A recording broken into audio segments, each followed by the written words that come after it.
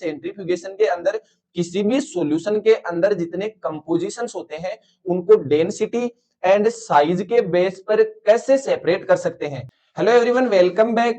Tool and technology अपन लोग पढ़ रहे थे। टूल एंड टेक्निक्स के अंदर आज डिस्कस करेंगे अपन सेंट्रीफ्यूगेशन के बारे में। सेंट्रीफ्यूगेशन का जैसे ही एग्जाम के अंदर क्वेश्चन आता है, भले ही आप एमएससी के स्टूडेंट्स हैं या फिर आप पैरामेडिकल के स्टूडेंट्स हैं, तो आपके दिमाग में ओनली ये मशीन आता है और आप इसको ड्रॉ कर देते हैं एंड ज्यादा कुछ खास इसके अंदर आप डिस्क्राइब नहीं कर पाते हैं। लेकिन अगर यही क्वेश्चन 20 मार्क्स का आता है तो आपको डिस्क्राइब करना होता है, इसके प्रिंसिपल्स आपको डिस्क्राइब करने होते हैं एंड साथ में इसके एप्लीकेशंस भी आपको डिस्क्राइब करने होंगे एंड सेंट्रीफ्यूगेशन के type, differential and density gradient centrifugation, आपको प्रोसीजर भी लिखना पड़ेगा। तो सबसे पहले अगर अपन बात करें सेंट्रीफ्यूगेशन मशीन की, तो इस तरीके का सेंट्रीफ्यूगेशन मशीन होता है। आपने लेबोरेटरीज में देखा होगा, जहां पर भी आप एमएससी कर रहे होंगे या फिर पैरामेडिकल कर रहे होंगे, सेल बायोलॉजी के अंदर अपन इसके एप्लीकेशंस देखेंगे तो न्यूक्लियस है, प्रोटीन्स है या फिर राइबोसोम्स है एंड जितने भी बायोमोलिक्यूल्स है उनको सेपरेट करने के लिए सेंट्रीफ्यूगेशन को काम में लिया जाता है। एंड देन जैसे ही अपन न्यूक्लियस को सेपरेट कर लेते हैं तो RNA and DNA restriction enzymes का यूज करके अपन उसको स्ट्रैंड्स में कट कर लेते हैं एंड देन इलेक्ट्रोफोरेसिस रन करते हैं, जिनसे अपन उन स्ट्रैंड्स को उनकी साइज के अकॉर्डिंग सेपरेट कर लेते हैं। तो सबसे पहले आपको इंट्रोडक्शन से स्टार्ट करना है। इंट्रोडक्शन में आपको लिखना है कि सेंट्रीफ्यूगेशन एक बायोलॉजी की टेक्निक है, लाइफ साइंस की या फिर मेडिकल साइंस के अंदर इस टेक्निक को यूज करते हैं एंड इस टेक्निक से कोई भी मिक्सर सॉल्यूशन है, भले ही वो ब्लड का सैंपल है या फिर किन्हीं सेल्स को क्रश करके उनका कंपोनेंट्स का सॉल्यूशन है, तो उसके अंदर जितने भी सेल्स होती हैं या फिर जो बायोमोलिक्यूल्स होते हैं उनको साइज के बेस पे, शेप के बेस पे एंड डेंसिटी और वेलोसिटी ग्रेडियंट के बेसिस पे कैसे सेपरेट कर सकते हैं, वो अपन इस सेंट्रीफ्यूगेशन टेक्नोलॉजी से सेपरेट करते हैं। एंड अगर आपको डायग्राम ड्रॉ करना है सेंट्रीफ्यूगेशन मशीन का, तो आप इस तरीके का रफली डायग्राम वहां पर ड्रॉ कर सकते हैं। सेंट्रीफ्यूगेशन किस प्रिंसिपल पे काम करता है कि सेंट्रीफ्यूगेशन मशीन के अंदर अपने को इस तरीके से वाइल्स को सेट करना होता है। इसके अंदर वाइल्स के होल्डर्स होते हैं एंड देन अपन उन होल्डर्स में वाइल्स के अंदर सैंपल डालकर उसको रन करवाते हैं। सेंट्रीफ्यूगल फोर्स किस तरीके से काम करता है कि अपन ने कोई भी मिक्सर लिया या फिर कोई सस्पेंशन लिया, कोई सॉल्यूशन लिया, उसको हाई स्पीड पे रोटेट करवाते हैं। यानी कि अपन लोग किसी भी ग्लास या फिर वाइल के अंदर कोई सॉल्यूशन रखते हैं, मान लीजिए कोई मिट्टी मिला हुआ अपन ने वाटर रखा एंड उसको थोड़ी देर के लिए रख देते हैं, तो वो ग्रेविटी की वजह से जितनी भी मिट्टी होगी वो उस ग्लास के बॉटम में सेटल डाउन हो जाएगी। उसी तरीके से सेंट्रीफ्यूगल फोर्स जो होता है वो एक आर्टिफिशियल ग्रेविटी फोर्स होता है जो सेंट्रीफ्यूज मशीन के अंदर अपन कंडक्ट करवाते हैं। Centrifugal force is a applied force है, इसको अप्लाई करवाया जाता है उस सॉल्यूशन के अंदर and this force is much strong than gravity. Gravity से कई गुना ज्यादा ये फोर्स होता है। तो जैसे ही अपन ने सैंपल लिया किसी वाइल के अंदर, कंपोजिशन का कोई मिक्सर लिया एंड उसको आर्टिफिशियली फोर्स देके अपन रोटेट करवाएंगे हाई स्पीड पे, तो जितने भी डेंसिटी यानी कि जितना डेंस पार्टिकल होगा वो उतना ही फास्ट बॉटम की तरफ मूव करेगा एंड बॉटम में सेटल डाउन हो जाएगा। इसको बोलते हैं अपन सेडिमेंटेशन। कोई ब्लड सैंपल की वाइल ली, उसके अंदर ब्लड का कंप्लीट कंपोजिशन है एंड देन उस वाइल को रखा होल्डर्स के बीच में एंड होल्डर्स में रख के अपन उसको रन करवाते हैं हाई स्पीड के ऊपर। तो जैसे ही हाई स्पीड पे रन करवाएंगे तो इस तरीके से जो आरबीसी यहाँ पर नीचे बॉटम में सेटल डाउन हो रही है and plasma protein lighter weight होती है, उनकी डेंसिटी लाइट होती है, तो वो ऊपर एक पैलेट बन जाएगा। किस मैकेनिज्म पर काम करता है कि इसके अंदर जो भी सॉल्यूशन है वो उस फोर्स से इन्फ्लुएंस होता है। होल्डर में अपन ने कोई वाइल रखी तो वो यहां से होल्ड होगी और यहां से जैसे ही वो रोटेट करेगी तो ये जो एक्सिस होगा इस एक्सिस से नीचे की तरफ माइग्रेट करेगी, यानी कि वाइल के बॉटम के अंदर एंड बॉटम में जाकर जो डेंसिटी वाली, हाई मास वाली एंड हाई डेंसिटी वाली यानी कि ज्यादा वजन वाली सेल्स या फिर जो बायोमोलिक्यूल्स है वो बॉटम में जाकर सेटल डाउन हो जाएंगे।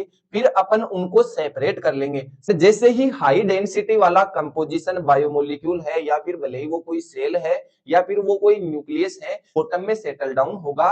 एंड लाइट डेंसिटी वाले अभी एक्सिस के पास में ही है, क्योंकि उस वाइल को अपन जैसे ही और स्पीड में घुमाएंगे और स्पीड में रोटेट करेंगे तो रोटर का जो एक्सिस होगा उस एक्सिस से धीरे धीरे वो बॉटम में सेटल डाउन होती जाएगी। ये होता है सेंट्रीफ्यूगल मशीन का मैकेनिज्म। यहाँ पर एक नियम काम करता है, स्टोक्स लॉ। जितने भी लार्ज एंड डेंस पार्टिकल होंगे, हाई वेट वाले पार्टिकल्स होंगे, वो उतने ही जल्दी बॉटम में सेटल डाउन हो जाएंगे।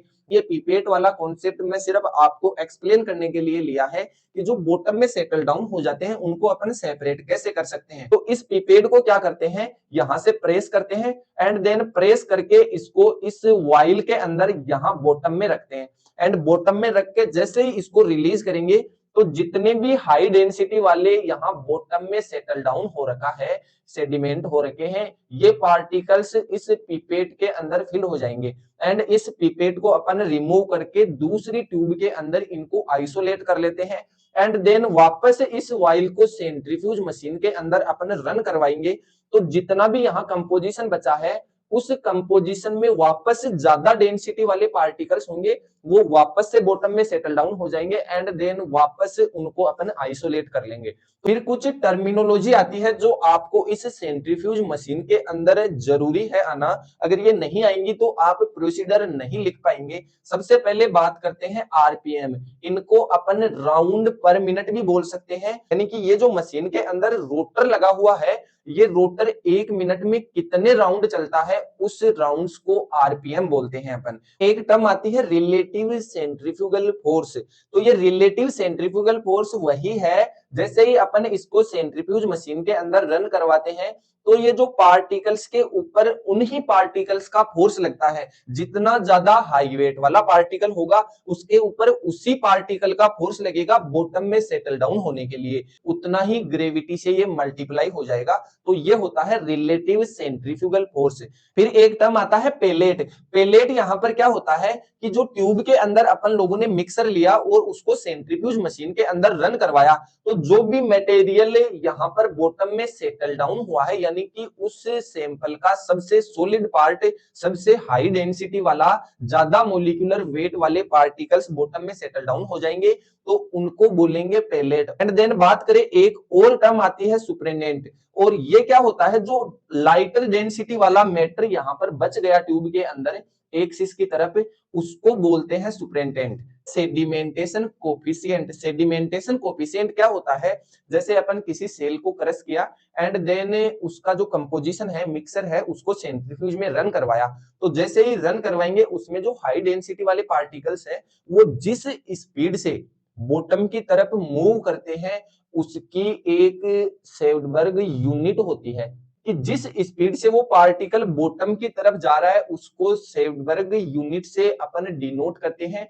आप लोगों ने राइबोसोम्स के ऊपर देखा होगा कि 70s राइबोसोम है, 80s राइबोसोम है। इस फास्ट स्पीड से बॉटम में सेटल डाउन हो रहे हैं, उस बेस पे उनके आगे वो यूनिट लगी हुई होती है। ये था सेडिमेंटेशन कोफिशिएंट। तो ये चीजें बहुत काम में आने वाली है, भले ही आप पैरामेडिकल के स्टूडेंट हैं, एमएससी लैब के स्टूडेंट हैं, या फिर आगे डॉक्टरेट करेंगे, तब भी आपको सेंट्रीफ्यूज मशीन सबसे पहले काम में आएगी। तो यहाँ पर 2 टाइप की सेंट्रीफ्यूज अपन डिस्कस करेंगे। सबसे पहले बात करते हैं डिफरेंशियल सेंट्रीफ्यूगेशन। डिफरेंशियल सेंट्रीफ्यूगेशन के अंदर क्या होता है कि कोई मिक्सर है, सेल के ऑर्गन्स हैं, या फिर कोई ब्लड सैंपल वगैरह का कंपोजिशन है, उनसे उनकी साइज और डेंसिटी के बेस पे अपने को पार्टिकल्स को अगर सेपरेट करना है तो अपने को डिफरेंशियल सेंट्रीफ्यूगेशन करना होगा। इसका प्रोसेस क्या है, अपने को सबसे पहले होमोजिनेशन करना है। होमोजिनेशन के अंदर क्या होगा कि अपन ने कुछ सेल्स लेनी है, उन सेल्स को क्रश करना है, डिस्टर्ब करना है, एंड जो मिक्सर बनता है उसको एक वाइल में डालना है, एंड वाइल में डालकर सेंट्रीफ्यूज के होल्डर्स में अपने को उनको रख देना है। एंड देन अपन सेंट्रीफ्यूज मशीन को सबसे पहले 600 राउंड पर मिनट के हिसाब से रन करवाना है लो स्पीड पर। तो क्या होगा, जो भी न्यूक्लियस होंगे उनका बॉटम में पेलेट बन जाएगा, एंड देन अपन उनको आइसोलेट कर लेंगे। एंड देन जितना भी सुपरेनेंट यहाँ पर बचता है उसको वापस 15,000 आरपीएम पे रन करवाएंगे। तो यहाँ पर क्या होगा, जो भी माइटोकॉन्ड्रियाज होंगे, क्लोरोप्लास्ट होंगे एंड लाइसोसोम होंगे, उनका पेलेट बन जाएगा एंड देन वापस अपन उनको आइसोलेट करने हैं एंड देन हाई स्पीड पर यानी कि 1 लाख आरपीएम पर मिनट के हिसाब से अगर रन करवाएंगे तो जितने भी लाइट वेट हैं, यहाँ पर राइबोसोम है, माइक्रोसोम्स हैं, उनका पेलेट बनेगा तो उनको अलग से आइसोलेट कर लिया जाएगा। तो इस तरीके से डिफरेंट डिफरेंट स्पीड पर अगर रन करवाएंगे सेंट्रीफ्यूज को तो अपन अलग अलग ऑर्गन्स को आइसोलेट कर लेते हैं और यही है डिफरेंशियल सेंट्रीफ्यूगेशन। तो इसके लिमिट्स क्या है कि जैसे अपन रन करवाएंगे तो मान लीजिए कि न्यूक्लियस से सेटल डाउन हुआ, माइटोकॉन्ड्रिया, क्लोरोप्लास्ट, लाइसोसोम हुए, तो उनके साथ में क्या होते हैं कि थोड़े बहुत ऊपर नीचे जिनकी डेंसिटी होती है साथ में वो भी सेटल डाउन हो जाते हैं। तो यहाँ पर डिफरेंशियल सेंट्रीफ्यूगेशन की अपन ने प्रोसेस देखी कि अपन ने सबसे पहले इस तरीके से वाइल के अंदर मिक्सर लिया, उसको लो स्पीड पे रन करवाया। तो लो स्पीड पे रन करवाया तो यहाँ पर अपने पास में जितने भी न्यूक्लियस थे वो बॉटम में सेटल डाउन हो गए, सेडिमेंट हो गए। तो इसको अपन ने आइसोलेट कर लिया पिपेट की मदद से और जो सुप्रिनेंट और बचता है उसको देन वापस मीडियम स्पीड पे रन करवाते हैं। तो मीडियम स्पीड पे माइटोकॉन्ड्रिया है, क्लोरोप्लास्ट है, लाइसोसोम है, प्रोक्सिसोम्स है, ये यहाँ पर वापस से सेटल डाउन हो जाएंगे मीडियम स्पीड पे। देन अपन उनको वापस से आइसोलेट कर लेंगे एंड देन इसके बाद में हाई स्पीड पे रन किया तो जो माइक्रोसोम्स हैं, स्मॉल वेसिकल्स हैं, वो सेटल डाउन हो जाएगी एंड देन बाद में बचता है कुछ लाइट सुप्रिनेंट एंड इसको वेरी हाई स्पीड पे रन करवाते हैं।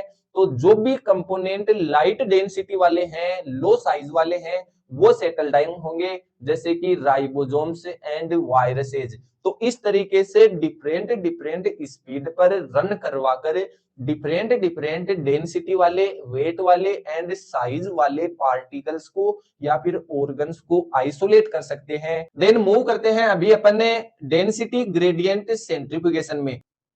डेंसिटी ग्रेडियंट सेंट्रीफ्यूगेशन किस तरीके से काम करता है कि अपन ने जो वाइल लिया उस वाइल में सैंपल ना डालकर सबसे पहले एक ग्रेडियंट सॉल्यूशन ऐड करते हैं। वो कैसे करते हैं कि मान लीजिए अपन कुछ नंबर्स लेते हैं, सबसे पहले अपने 5 डेंसिटी ग्रेडियंट वाला सॉल्यूशन इस लेवल तक ऐड कर दिया एंड देन 4 डेंसिटी वाला सॉल्यूशन यहां तक ऐड कर दिया एंड 3 डेंसिटी वाला ग्रेडियंट सॉल्यूशन यहां तक ऐड कर दिया एंड देन 2 डेंसिटी वाला सॉल्यूशन यहां तक ऐड कर दिया।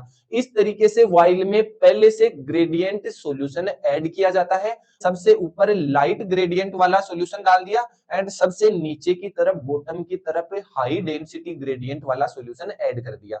सबसे ऊपर यहां पर सैंपल डालते हैं एंड देन अपन इसको रन करवाएंगे। हाई प्योरिटी सेपरेशन कैसे होगा, जैसे ही अपन इसको रन करवाएंगे किसी मैक्सिमम स्पीड पे रन करवाएंगे तो यहाँ क्या होगा कि यहां तक वो सॉल्यूशन आएगा हमारा सैंपल वाला सॉल्यूशन। तो इससे ज्यादा ग्रेडियंट वाला जो मिक्सर कंपोनेंट्स है वो तो नीचे की तरफ मूव कर जाएंगे एंड जिनकी डेंसिटी इस सॉल्यूशन के बराबर है जिन पार्टिकल्स की, वो यहीं सेटल डाउन हो जाएंगे एंड देन और रन करवाते रहेंगे। तो जैसे जैसे ग्रेडियंट का डेंसिटी है वैसे वैसे पार्टिकल्स सेटल होते जाएंगे। तो ये था डेंसिटी ग्रेडियंट सेंट्रीफ्यूगेशन का इंट्रोडक्शन। तो यही मेथड एंड मैकेनिज्म होगा कि इस सैंपल वाइल के अंदर कुछ लेयर्स वाला जोन क्रिएट करेंगे।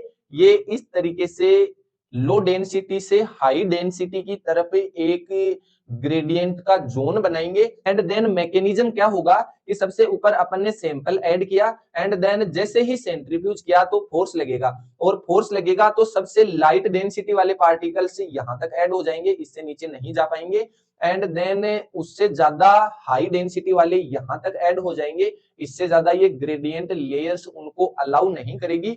उस लेयर्स को क्रॉस करने के लिए और ज्यादा डेंसिटी चाहिए इनको, तब जाकर वो उस लेयर को, जोन वाली लेयर को क्रॉस कर पाएगा एंड देन इसका रिजल्ट क्या होगा कि पार्टिकल्स फॉर्म डिस्टिंक्ट बैंड। अलग अलग जोन्स में इन सैंपल कंपोजिशन के अंदर जो बायोमोलिक्यूल्स हैं वो अलग अलग सेटल हो जाएंगे। और यहाँ पर क्या होता है कि centrifugation must stop before particles reach the bottom, यानी कि अपने को ऐसे नहीं करना है कि सेंट्रीफ्यूगेशन को 50 मिनट के लिए रन कर दिया, 30 मिनट के लिए रन कर दिया। यहाँ पर फिक्स टाइम के लिए रन करना है। अगर फिक्स टाइम से अपन ज्यादा रन करेंगे, लाइट डेंसिटी वाले पार्टिकल्स भी इन लेयर्स को क्रॉस कर जाएंगे। तो यहाँ पर एक मिनिमम और मैक्सिमम राउंड्स के ऊपर ही अपने को सेंट्रीफ्यूज करना है एंड देन इनको आइसोलेट करना है।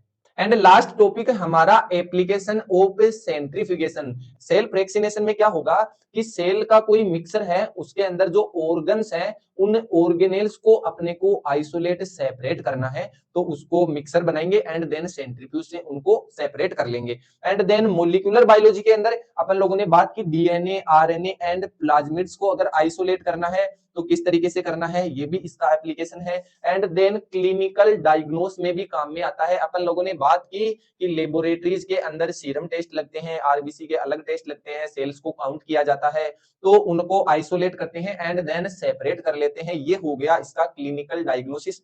And then protein analysis. Protein analysis के अंदर अपने को प्रोटीन से सेपरेट करना होता है, तो अपन प्रोटीन को भी सेपरेट पहले सेंट्रीफ्यूज से करते हैं एंड देन इलेक्ट्रोफोरेसिस रन करवाते हैं कि वो साइज के अकॉर्डिंग सेपरेट कर ले एचडीएस पेज में। एंड नेक्स्ट लेक्चर में मिलते हैं अपन इलेक्ट्रोफोरेसिस के साथ में। तब तक के लिए धन्यवाद, थैंक यू सो मच।